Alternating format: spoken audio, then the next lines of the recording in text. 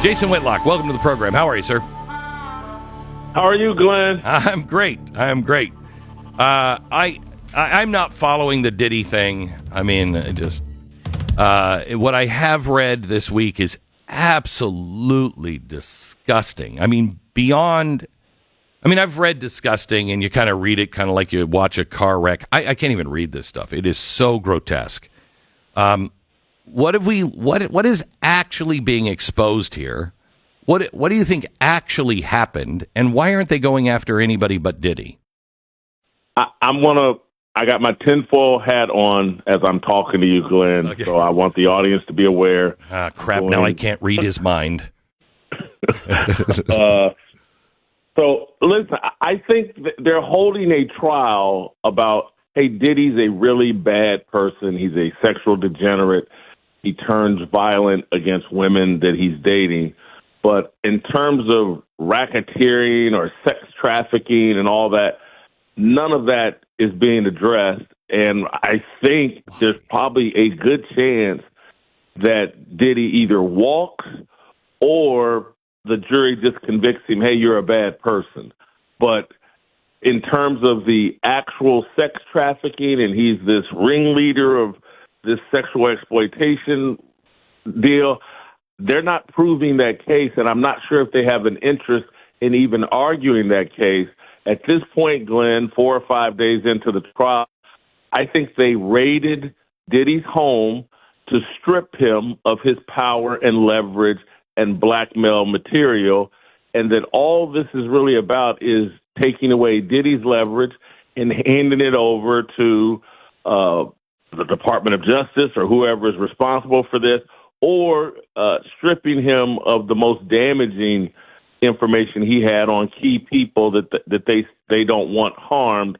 But in terms of a serious criminal prosecution of Sean Combs, that's not what's transpiring here. Well, that was a mouthful. I need my tinfoil hat for that one. What the hell?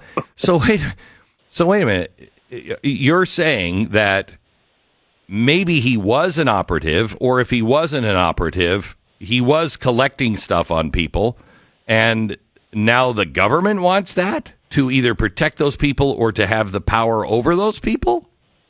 And to strip Diddy of his power. To me, at this point, 4 or 5 days in, and based on what they're arguing, yesterday, they basically argued that his girlfriend, Cassie Ventura, and I'm talking about the prosecution, argued that she was the one that paid these sex workers. I mean, this trial is a farce. It is proving that Diddy is a sexual degenerate. Diddy is violent towards women he's dating. But in terms of, this major sex trafficker and all that, no, they're not even attempting to argue that. And so I think that Diddy, being a bit of an idiot, probably got too full of himself and started threatening the wrong people with the information he had. And someone needed to put him in his place. Like, no, you're an operative, you're a tool, you're an asset, you're not some ringleader. You haven't ascended to a place of power where you can actually use this information to start blackmailing people. And so they've stripped him of his information. They've totally destroyed his reputation. And, again, maybe this jury will be so repulsed by Diddy, which they could be, that they'll just convict him of something that hasn't been proven in court. So who are the mysterious they? The people that attended Diddy parties, who Diddy may have threatened. And look, I hate to use this name because I'm just spitballing here. Yeah, you're just speculating. Let's take a LeBron James, who has said he went to Diddy parties. And clearly LeBron James is an important asset in the Democratic Party and trying to push black people to stay on the Democrat plantation. And so if LeBron James is on tape somewhere and he's admitted that he went to Diddy parties, ain't no party like a Diddy party. If I'm the globalist, the leftist, and LeBron is an important asset for me, I want that information stripped from Diddy. I want control of that information. LeBron James is our asset, not Diddy's asset. And so I'm using LeBron James, but there may be other people like that. Because I'm just telling you, if you watch the case or what's transpiring in the court, you can't watch it, but follow it. They're just basically arguing, hey, man, this guy is a pervert, and him and his girlfriend did some really perverted things. They're not proving a serious criminal case, and so now I have to go, well, what was the motive? What was the big raid? They raided this guy like he was Pablo Escobar. I know. And now they're in court arguing that he's Hugh Hefner? No, that's not what we were promised. That's not what you don't do a raid like that. Just, oh, this guy's Hugh Hefner. He's hosting sex parties at his house.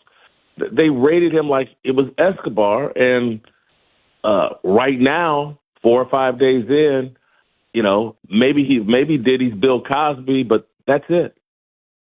I have to tell you, I think I'm more disgusted by your answer, if it's true, if it's right, than I am by Diddy and what he was doing, what I've heard in testimony, which is disgusting and despicable. But I think I'm more disturbed by the answer of this, I own these people, you don't own these people. My gosh, you want to talk about a plantation. It's the only thing that makes sense to me at this point. Diddy is, again, he's some talentless rapper, from a very questionable background, and should never, again, when you build a system as corrupt as the globalists have, the very corrupt people rise to power. Yes. And people that shouldn't have power end up with power. And Diddy is potentially one of those people. And it's like they've created Frankenstein. Well, how do you kill Frankenstein? This is how you do it. Wow. When is this trial? When's this trial supposed to end? How much longer? I think it's supposed to be like 6 weeks of. And again, there's part of me that thinks like this is a distraction. This is sensational and just intended to, hey, go look over here, Diddy and Baby Oil, and look at all these sensational sex stories. But there's no real meat here. There's no substance here. And, is rap music in that industry nihilistic and perverted and sexually degenerate? Mm-hmm. Yes, we knew all that. We don't need a trial to prove that. And you can't go to jail for that. No.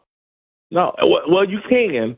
Well, yeah. I mean, you can if it gets so perverted in your slavery. And No.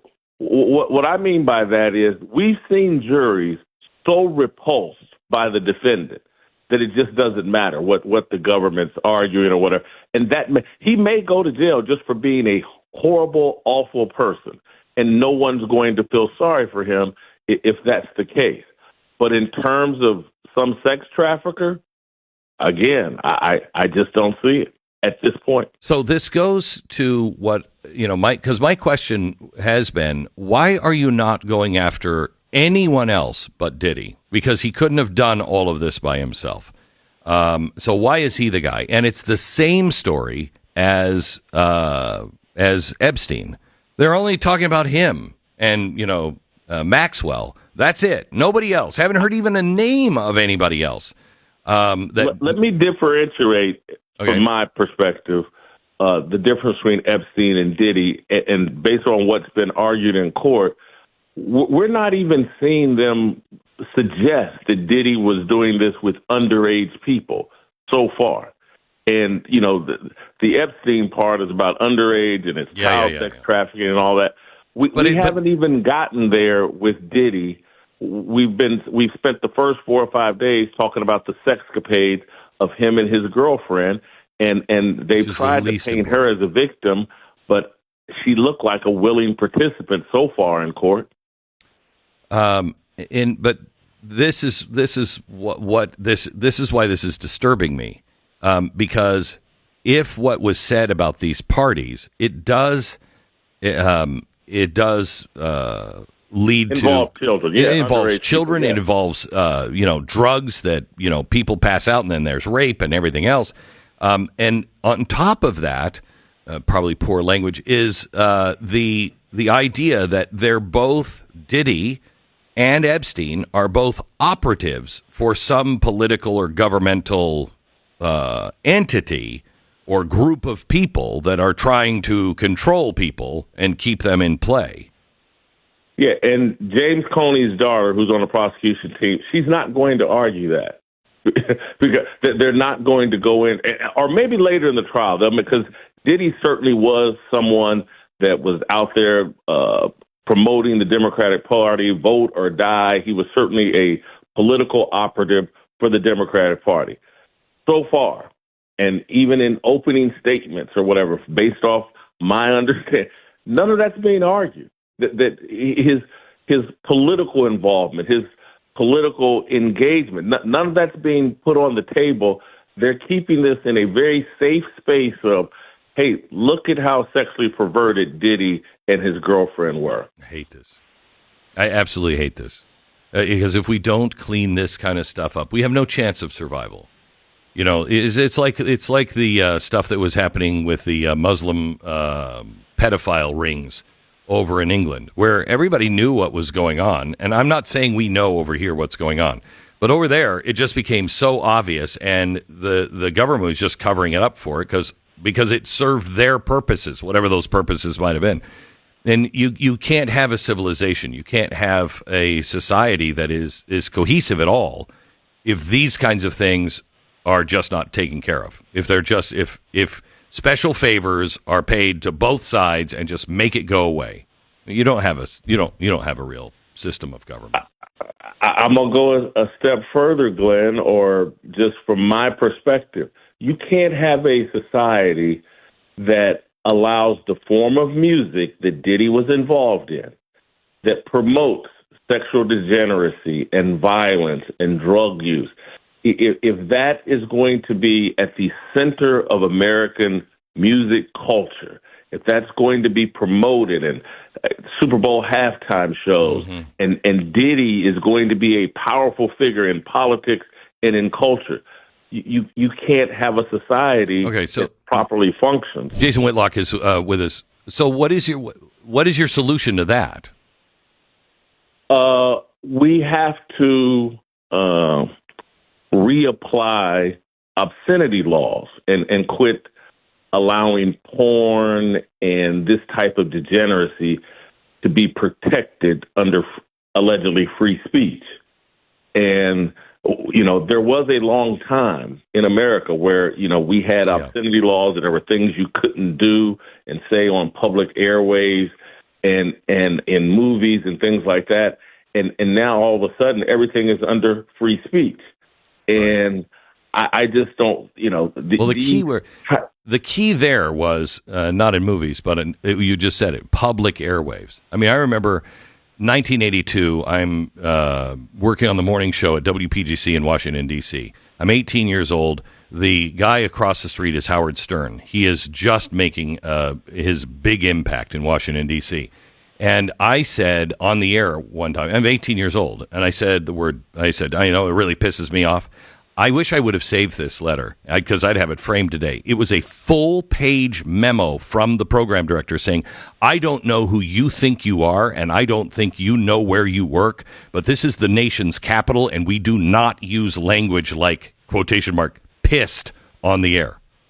That's how far we've come. Because now that's nothing. That's nothing. I don't know how you reverse that.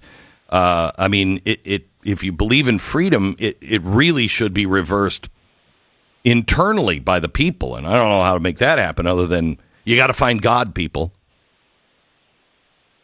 There was a time when we had this, and in the name of freedom, we've now allowed all types of degeneracy and obscenity to go mainstream. Right. And it was in the name of freedom because you have no civilization if you're just shooting to the bottom of the barrel.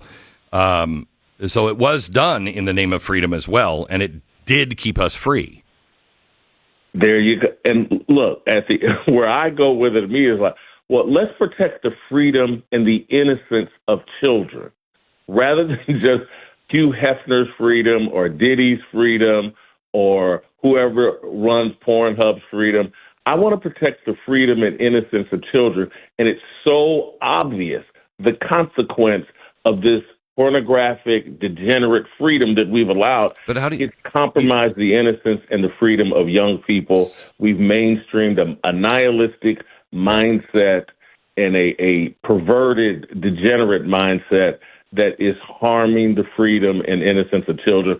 And that is something I could get behind, and saying, there's rules for children and what you expose children to. I'm completely with that. However, how are you going to do that when you've got drag shows in kindergartens? And again, it's the old slippery slope. We got there because we moved away from obscenity laws, and we said we can't infringe on anyone's freedom to be as degenerate, as perverted as they want to be. That's un-American. We're going to have to penalize. Again, I don't understand. If you're in the rap music industry and putting out this type of music, you should be taxed at a different rate. There should be different laws and rules. You go for me in the sports world, you go into any basketball arena anywhere, and I'm talking about high school level, right, Pee Wee level, they pump in this hip hop music with all this profanity as your children are playing basketball. We got to put a stop to it. It is the slippery slope. Music and this form of art has so much influence over your heart and mind and over the culture. Jason, we got to look at it and say enough is enough. I got to cut you off. Thank you. Don't know if we agree on the solutions, but we both agree on the problem.